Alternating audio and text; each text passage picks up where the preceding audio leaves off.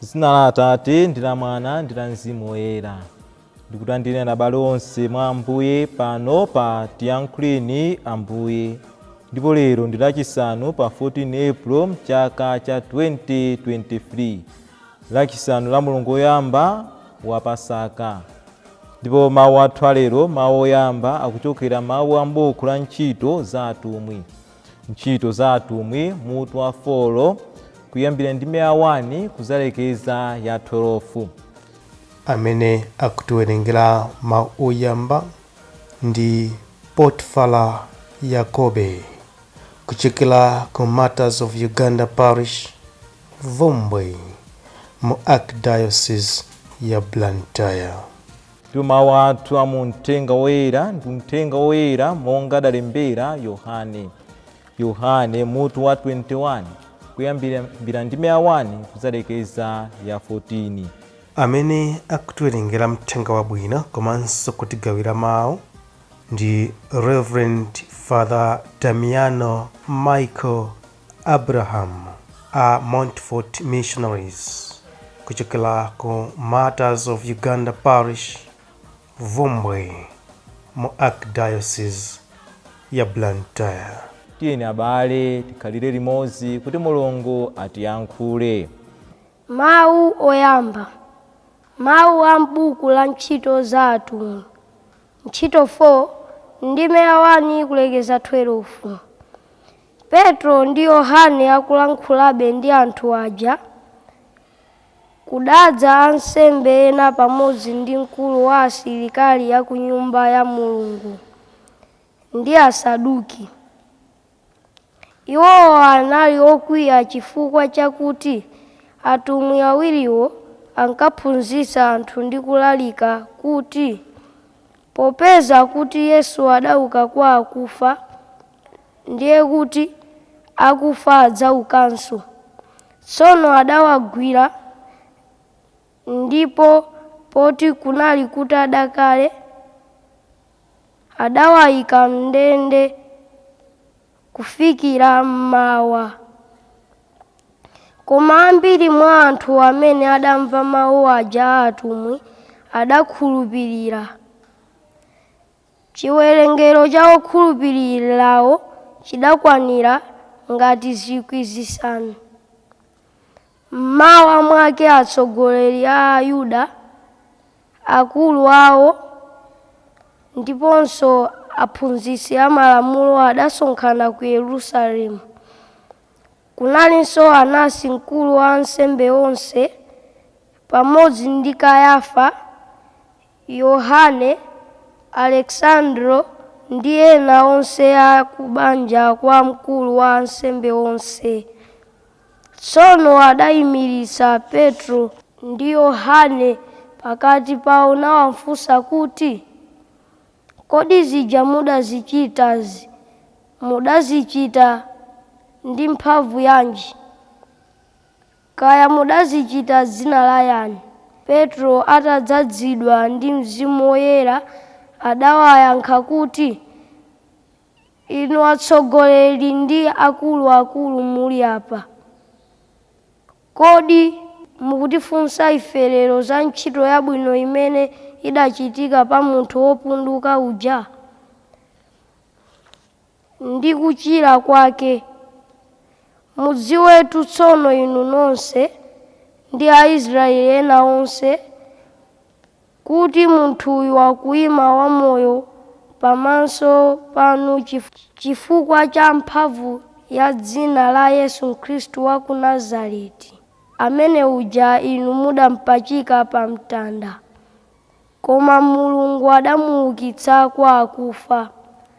Za Yesuyo mawu a Mulungu akuti, mwala umene inu amisiri omanga nyumba mudaukana, omwewo wasanduka mwala wapangodya, ofunika koposa. Ndipo palibe wina aliyense amene angathe kupulumutsa anthu, pakuti pa dziko lonse lapansi palibe dzina lina limene Mulungu adapatsa anthu kuti tipulumuke nalo. Mawu a Ambuye. tithokoze Mulungu. Ambuye akhale nanu. Mawu a Uthenga Woyera monga adalembera Yohane. Yohane mutu wa 21 kuyambira ndime ya 1 kuzalekeza ya 14. Pambuyo pake Yesu adazionesanso kwa ophunzira ake ku nyanja ya Tiberiyasi. Adazionesa motere: Simoni Petro, Tomasi wotchedwa Didimo, Nataniele wochokera ku muzi wa ku Kana mdera la Galileya, ana aja a Zebedeyo ndiponso ophunzira ena awiri anali pamodzi. Simoni Petro adawawuza kuti, ine ndikukasoza. Iwo adati, ifenso tipita nawo. Adanyamuka nakalowa mu chombo, koma usiku umenewo sadaphe kanthu. Kutacha Yesu adayimirira pa mtunda, komabe ophunzira aja sadanzindikire kuti ndi Yesu. Tsono iye adawafunsa kuti, kodi anzathu mwaphako kanthu ngati? Iwo adati, ayi ndithu, tabwera chabe.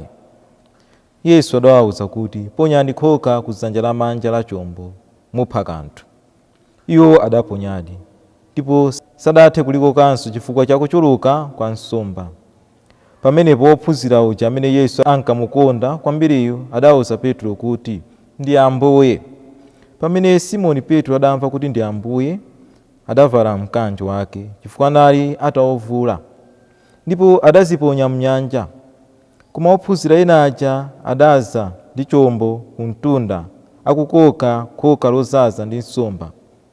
Sanali kutali ndi mtunda, koma pafupi ngati mamita 90. Pamene adafika pa mtunda, adaonapo moto wa makala pali nsomba ndiponso buledi. Yesu adawawuza kuti, bwera nazoni nsomba zina zimene mwapha. Apo Simoni Petro adalowa mchombo muja nakokera khoka lija ku mtunda lozaza ndi nsomba zazikulu zokwanira 153.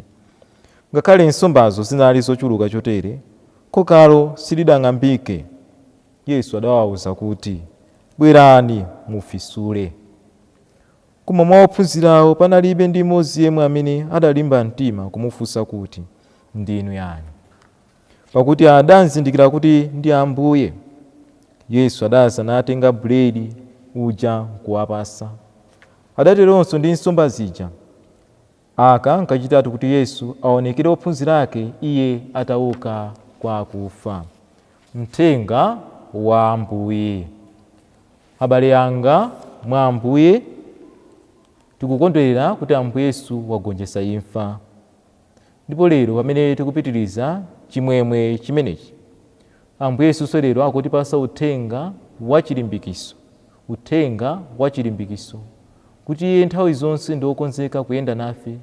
Iye nthawi zonse ndi wokonzeka kutithandiza mu zovuta zimene ife timakumana nazo pa moyo wathu. Tikuona mawu athu alero, mawu a Uthenga Woyera umene taumva uja. Tikuona Ambuye Yesu akupitirizabe, sakutopa, akupitirizabe kuwaonekera ophunzira ake. Ndipo lero nkachitatu kuti Ambuye Yesu aonekere ophunzira ake. Chifukwa chiyani Ambuye Yesu akuchita zimenezi? Ambuye Yesu akufuna kuwalimbisa mtima chifukwa anali ndi mantha chifukwa cha imfa yake, ndipo akufuna kuti mantha amenewa achoke mwa iwo. Ambuye Yesu akufunanso kuwazindikira kuti iye sataya wake. Izi zimene Mulungu amachitira. Mulungu wathu ndi Mulungu wachifundo, ndi Mulungu amene amatisakasaka, ndi Mulungu amene sataya anthu ake. Chachiwiri, tikuona pamene Ambuye Yesu akuonekera ophunzira ake ku nyanja kumene iwo adapita kukapha nsomba. Poyamba iwo sadamuzindikire kuti ndi Ambuye Yesu, koma kenaka adazamuzindikira kuti ndi Ambuye Yesu. Koma tikuona chikhulupiriro chimene anthuwa adali nacho. Anthu atu anali ndi mtima wawo unali wosweka, adatopa, anataya mtima chifukwa sadaphe kanthu. Ndipo zinali zinthu zodandaulitsa kwa iwo, chifukwa ndinali ntchito imene iwo amayidalira kwambiri pa moyo wawo. Koma chifukwa cha kupezeka kwa Ambuye Yesu pakati pawo, tikuona zodabwitsa zikuchitika. Anthu aja sakubweranso chabe ayi, koma akupha kanthu. Iwo wazikuchitika zimenezi atamva mawu amene Ambuye Yesu adawawuza kuti, ponyani khoka ku dzanja lamanja la chombo mupha kanthu. Ndipo iwo adakhulupirira zimenezi. Ndipo tikuona akulandira madalitso ochuluka, akupha nsomba zambiri zimene iwo samaziyembekezera pa moyo wawo. Inunso ndi ine lero kuti zinthu zitiyendere bwino pa moyo wathu, m'banja mwathu, mu utumiki wathu, kaya pa bizinesi pathu, kaya pa ntchito yathu, tiyenera kumvera Ambuye Yesu. Tiyenera kuyika Mulungu patsogolo ndi kuchita kufuna kwa Mulungu, kumvesera kuti kodi Mulungu akuti chiyani. Inutu ndi ine lero akuti tisataye mtima pamene mwina tikudusa munyengo zovuta, mwina pamene tikusakasaka ntchito tataya mtima, koma Ambuye Yesu akutiuza kuti ayi, ponyani makoka anu, pitirizani kusakasaka ntchitoyo, musataye mtima. Mwina banja lathu silikuyenda bwino, tataya mtima. Lero Ambuye Yesu akuti ayi, tipitirizebe kulipempherera banjali. Mulungu amayankha mapemphero, Mulungu sachedwa ndipo Mulungu safulumira. Mwina atu bizinesi yathu zinthu sizikuyenda bwino, sizikulongosoka, tataya mtima, tikufuna tisiye. Koma Ambuye Yesu akuti ayi, tipitirizebe, tiponye makoka athu, iye ali wokonzeka kutithandiza. Inu ndi ine lero tizindikire kuti zinthu zitiyendere bwino pa moyo wathu, kuti tipeze phindu muzintchito zathu zimene timagwira siku ndi siku. Tiyenera kudalira Ambuye Yesu, tilole kuti Ambuye Yesu apezeke pakati pathu. Pamene papezeka Ambuye Yesu, zambiri zimasintha, anthu amapeza zonse zimene iwo amazisowa pa moyo wake. Pajatu palibe kanthu kosatheka ndi Mulungu. Tiyenera tipemphere abale kuti pamene tikudusa munyengo zovuta, tizindikire kuti tili nako kothawira kwa Ambuye Yesu, amene ali wokonzeka kuti atithandize. Koma chofunikira nchakuti inu ndi ine timumvesere Ambuye Yesu, kuti kodi Ambuye Yesu akuti chani. Tiyeninso tipempherere onse amene ataya mtima, amene ayesesa kuponya makoka awo, koma palibe chimene chikuchitika pa moyo wawo, kuti azindikire kuti Mulungu amayankha mapemphero. Koma chofunika kuti iwo azame pa chikhulupiriro ndi kudalira Mulunguyo ndi kumvesera zimene Ambuye Yesu akunena nthawi zonse. Amen.